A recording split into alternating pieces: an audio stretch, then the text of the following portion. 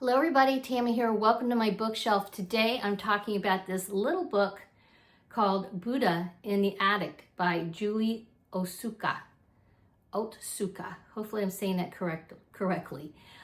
This is a very slim volume, you can see here. And the reason why I picked this up is because I saw it mentioned somewhere, and I'm trying to remember where I mentioned it, but somebody mentioned it somewhere in my various wanderings on the internet. And it sounded interesting. I'm very fascinated by Asian culture. And so I picked it up. I got it used on Amazon. And it's very slim. You can see, like I said, it's quite small. But it took me forever to read this. And I'll tell you why. So this is a what I would call a literary work. It's not my typical contemporary romance that I often, gravitate to these days. But and so it's really, I would say there's almost like a lyrical quality to it. So the writing itself I thought was very strong, but it's very different. It's all in second person. So your narrator says things like you this and you that, you think this, you did that, we did this, we did that. So we all thought this was going to happen, so the whole book is like that. So I found it a little difficult to get through because I'm getting spoiled now with, contemporary works that are really made for people to just, it's 9 o'clock at night, you want to read for an hour before you go to bed, you're kind of tuckered out, that kind of thing. It doesn't require a lot of brain work. This required more brain work, I'm going to admit, than I'm used to these days, but it was beautifully written.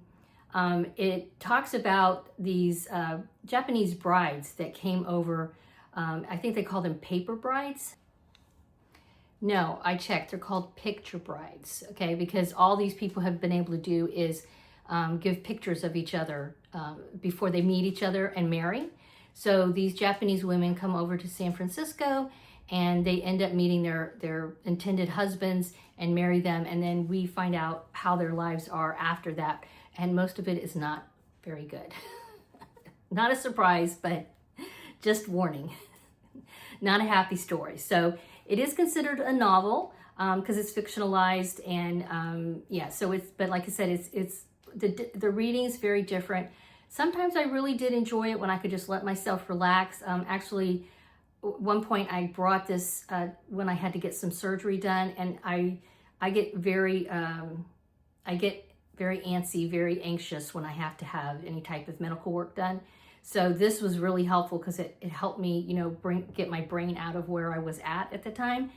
And so this kind of has I have a little soft spot for this, but I've kept putting this down and picking it up for I don't know how long. So just warning you, it was a lot to get through for such a small book. But if you're interested in Asian culture and especially the lives of Japanese women during this time period, totally recommend this. It was very interesting and like I said, a very different read. So if you have ever read anything similar to this, let me know in the comments down below. I'm very interested. As usual, please give this a thumbs up. Thanks for stopping to see what's on my bookshelf today, and please subscribe. Bye-bye.